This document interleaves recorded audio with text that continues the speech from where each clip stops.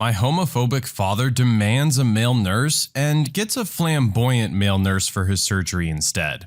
Here's what happened. Subscribe to Am I the Jerk on YouTube and hit the bell for notifications. This took place in the 70s, in a much different time. My father was an ex-military, macho, 6'4" police officer in California when I was a kid. He was also a sexist homophobe who would yell at the TV about gender bender movies and gays taking over the world. I cannot stress to you enough how much he hated gay people. He had to have emergency surgery on his gallbladder. At this time, this was a much more involved process than it is today. The rest of this story was told to me by my mom because I had to wait outside with my grandma when this happened. They had to put a catheter in right before the process, and my father was uncomfortable having a female nurse do it. So he requested a male nurse. A few moments later, the most flamboyant gay nurse, or at least he was putting on a show to make my father uncomfortable, burst into the room and in a loud voice announces, "So, you want a male nurse, do you? Well, I can fix you up." My mom said the look on my father's face was pure horror, but he was in utter shock and allowed the nurse to put in the tube. He never spoke of it, but my mom would laugh about it even years later.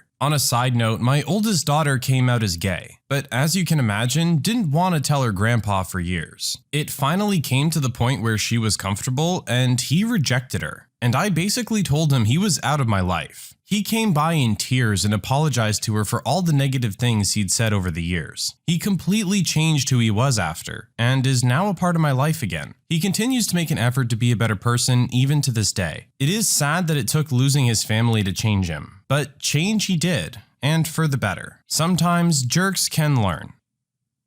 I really like this story overall. Our jerk in this story got put in a really uncomfortable situation for his personal preference, and it's quite funny as a result. Also, he did make the change later on. As our original poster said, it was a different time. Not that that's any excuse for treating people differently, but he's learned his lesson and has seen the error of his ways. At the end of the day, that's all we can really ask for, right? My manager docked me a half a day's pay for leaving 15 minutes early to see my dying father-in-law. In my last job, when I started, I would log in as soon as I got there, and if I had anything to finish, I would do it before I left. I didn't mind as I'm a team player. This resulted in me doing 20 to 30 minutes a day unpaid, but I liked the company and liked a clear desk. Fast forward 2 years and my father-in-law was terminally ill. We got a call from the hospital telling us we had to get there ASAP, as he didn't have long left. I told my manager and left at 3:45. Core hours were 10 to 4. The next month, my pay was docked for half a day. I had already made 2 hours extra unpaid that week, but they told me they couldn't make exceptions and the extra I did was my own decision. Alrighty then. I came in on the dot and left on the dot. I did this for 5 years. I worked to the letter of my contracted hours. My manager was talking to a new starter and in my earshot, she told him she hated clock watchers who left on the dot, as this doesn't show company loyalty. I leaned over and replied, "Loyalty works both ways," and being docked half a day's pay for attending the deathbed of a beloved family member when I'd already done more than my weekly hours was cruel and unfeeling. So I showed the company the same level of compassion they showed me. After all, rules are rules, and exceptions cannot be made. The new starter started on the dot and left on the dot, as did the whole staff. I dread to think how many extra hours they lost over the whole department over the next few years. But hey, the jerks brought it on themselves. Yeah, I feel like our original poster said it best here. Loyalty works both ways. If you want your employees to work hard and take care of your company, you need to work hard and take care of your employees. Cutting a half-day pay for them to go see a family member in the hospital is a very low blow, especially when they only left 15 minutes early and have a habit of working extra anyway. You're talking about how you don't like clock watchers, but you're penny pinching on your side. You saw an opportunity to save some money and you took it, despite the human factor. And that's really just a gross move. It shows a complete lack of caring for your employee. So you can't be surprised when your employee turns around and stops caring about the company. Management makes a new rule that all tattoos must be covered. Well, if you insist. I worked in a nursing home about 10 years ago as a resident nurse on night shift. I had 2 small upper forearm tattoos that were just text upon hire, but usually wore a jacket to cover them. Was never an issue if I had my jacket off. It always struck up a conversation about my ink and the meaning behind it. One day, the director of nursing announced that all tattoos must be covered at all times, as to not offend the residents or visitors. Okay, I worked at night with patients who had some memory issues, so sure. Whatever, don't want to offend anyone. So towards the end of my shift, I remembered the new rule. Management would be in soon. I took 2 large pieces of silk tape and covered my tattoos to prove the point. Management, noticing the tape on each forearm, "Original poster, what happened to your arms?" "Oh, well, you guys made that new rule that all tattoos must be covered. So I covered mine." "Oh, I didn't know you had tattoos." My point exactly. You noticed the tape, yet never noticed my ink. Soon after, the rule was thrown out. I feel like this one kind of relates to our previous story, and just that it's a different time now. Tattoos are generally accepted. Lots of people have them, and they can mean a wide variety of things. There's no reason to get offended just because someone has a tattoo. It's kind of a stupid way of thinking.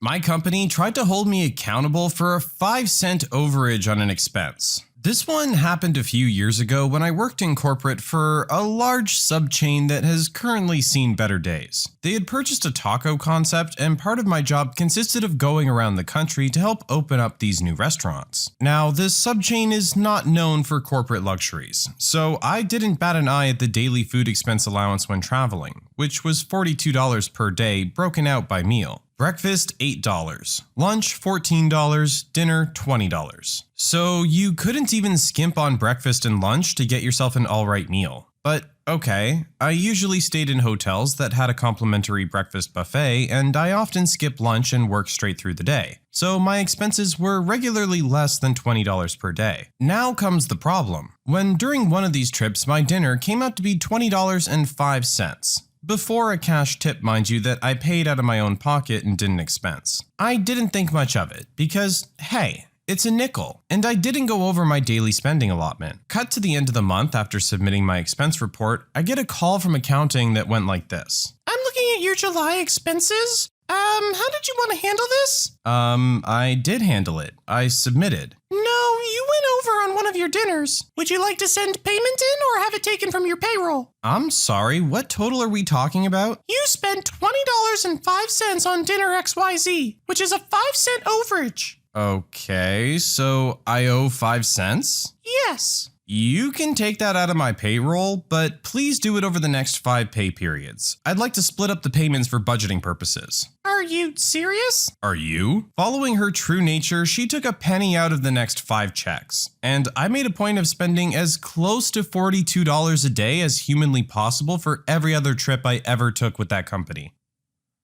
What is it with the corporate penny pinchers today? Corporate never understands how their employees give so much immeasurable effort to the job. Yet they can measure something like this, being 5 cents, that you owe them. And you best believe they're gonna collect. It's really disgusting behavior. And you know that decisions to follow up on stuff like this comes from the higher-ups who are already probably making 6 figures a year. Just get a life.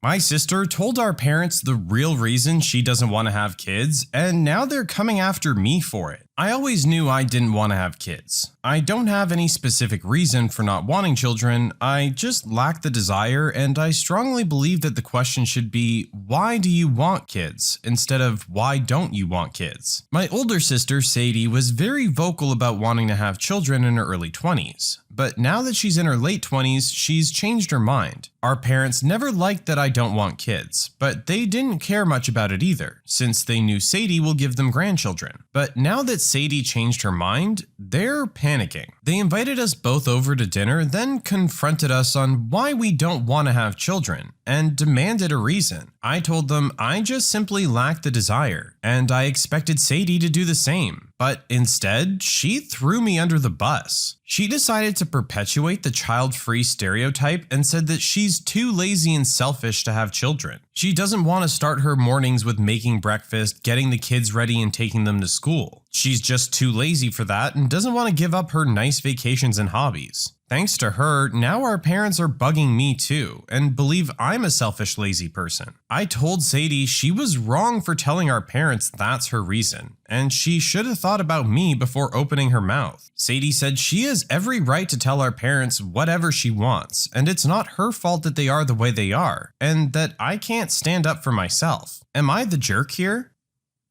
I have to say, I feel like I kind of agree with Sadie here. She's entitled to say whatever she wants to her parents. If that's her reason and she wants to be perfectly honest with them and tell them that, then that's fine. It's your parents that are being the jerks by coming after you about this, and assuming that your reasons are the same. You do need to stand up for yourself. Face your parents and try to get them to understand that your reasoning is different. Also, having children just because your parents want you to isn't a good reason either. So them sitting down and asking, why don't you want children? The turnaround would be, well, if we do have children, it's only because you want us to, which isn't a good reason either. Unfortunately, you guys are just aimed at each other right now, instead of directing this at your parents, who are the ones that need to be addressed.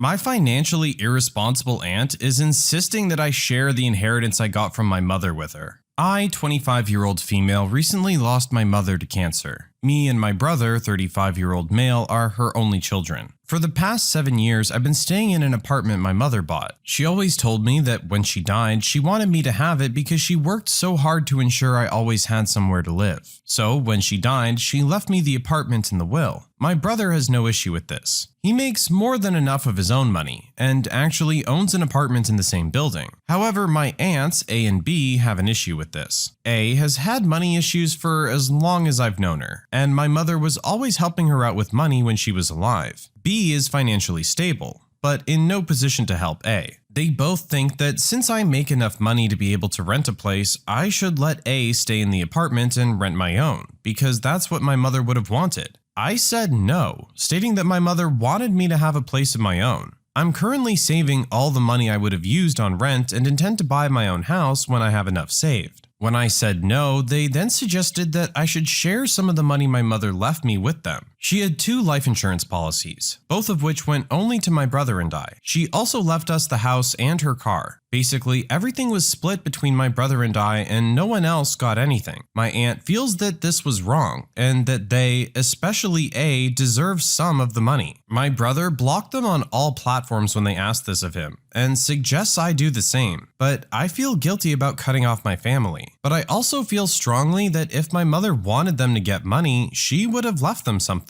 But she didn't. She chose to leave everything to my brother and I. My aunts are saying that my mother did that because she assumed we would share. But I knew my mother. She would have told me if she wanted me to do that. All she said was that she wanted to die knowing that me and my brother would be able to support ourselves. So am I the jerk for not giving money to A or allowing A to stay in my apartment? I always hate hearing stories like this. Someone dies and everyone starts fighting over the money left behind. The whole point of the will is for it to lay out what that person wants done after they die. They chose to leave everything to their children. I'm sorry to your aunts, but it seems like your mother wanted to make sure that you guys were taken care of first and foremost. And no one can really blame her for putting her children first. It sounds like she supported Aunt A through a good portion of her life. And maybe she's felt that she's done enough in that department. And it's more important to make sure that her own kids are taken care of. It really sucks that you guys have to have this issue. But yeah, if this is what it's going to come to, maybe you need to cut them out. The fact that they're being so insistent on the money is kind of gross. I told my mom I don't have to be loyal to my stepsister just because I am to my sister. My mom married Jason 2 years ago. My sister and stepsister were both 13-year-old females and I was a 14-year-old male. Dad went MIA when my sister and I were babies. Mom's had a few relationships since then, but Jason is the first husband she's had. Jason's daughter is Riley. Riley's mom abandoned her when she was a baby too. Her mom died at some point, but she only found out in November. She'd never met her mom, but it was hard on her. Ever since Riley found out her mom was dead, my mom has been trying to get her more friends in school. She has friends outside of school, but none actually in school. She wanted my sister to invite Riley into her friendship group, and my sister said no. Riley and my sister do not like each other. From the first time we met her, the two of them have had their issues. It bothers mom that my sister won't let it drop. It started to get seriously tense between my mom and my sister, mostly because my sister was hanging out with her friends one day and my mom asked them if Riley could join. This was outside of school, and my sister's friends said no since Riley isn't their friend, and because my sister doesn't like her. Mom said my sister didn't mind. My sister said she did mind, and would rather stay alone in her room than hang out with Riley. Mom told her she was turning into a real bully, and Riley was her sister and she should be trying to help her through her difficult time. My sister told mom they didn't like each other and didn't care about each other, so why would either of them want to help the other? When my sister and I still hung out together after that incident, mom pulled me up and said I should be blasting my sister and including Riley more, that I should be showing Riley that loyalty I show to my sister. I laughed and asked her why she thought I had loyalty for Riley. Mom said, of course I do, because we're family and she's my younger sister now, and how could I not be loyal to her? And that I've always been loyal to my sister. I told mom because my sister and I are siblings, close siblings, as well as friends, and I love her, and that I don't have to be loyal to Riley just because I'm loyal to my sister. I told her Riley might be like a daughter to her now, but she's not like a sister to me. She told me I was saying horrible things and I should be better than this. I told her to ask Riley if she's an only child or has siblings. Mom said Riley would of course answer that she has siblings. Newsflash, she doesn't. But mom and Jason like to ignore this and act like Riley was so desperate to be siblings with us. Mom told me I should be loyal to both sisters, but especially to the one who needs me most right now, Riley in her eyes. She told me I was not being a good big brother and I should be ashamed of myself for dismissing Riley the way I do. Am I the jerk? When it comes down to it, you can't make them like each other. That's something that they need to decide to do on their own. I'm sure it's hard just having to accept someone as family immediately, especially when there seems to be tension there. I want to say for the perfect happy ending, give it a shot and try and make something happen to improve the relationship. But at the same time, I understand if you don't want to do that. I feel like it's just kind of a tough situation for everyone involved.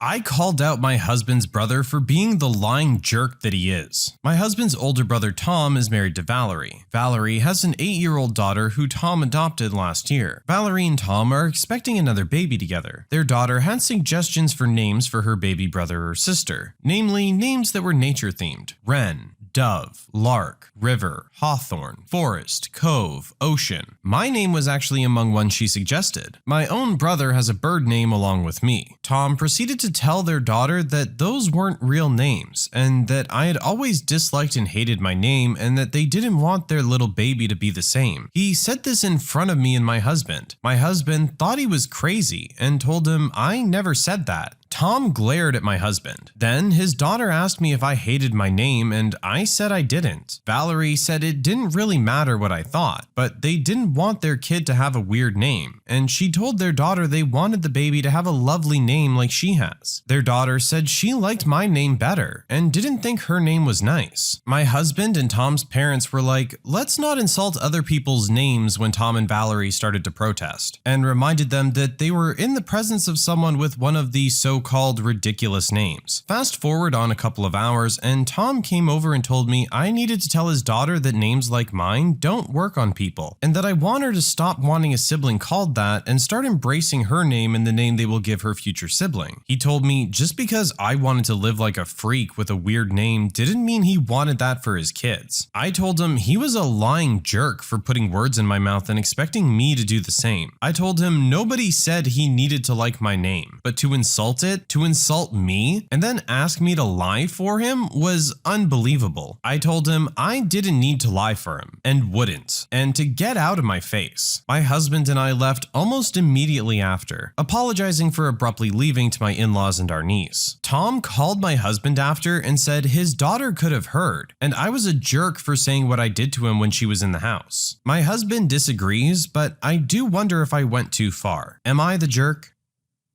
This feels like one of those overreacting parent situations. Your kid likes unconventional nature-themed names. There's nothing wrong with that. I understand it might be a little difficult to have this conversation with your child and disappoint them that that's not a name that you're gonna go for, just because it's not something that you like. But to insult someone and call them a freak when they have nothing to do with this situation is just a straight-up jerk move. She didn't ask to be dragged into this. It's not her fault that your daughter likes her name. You're the one that needs to figure out how to disappoint your daughter. Don't turn around and blame someone who didn't ask to be involved in this situation at all.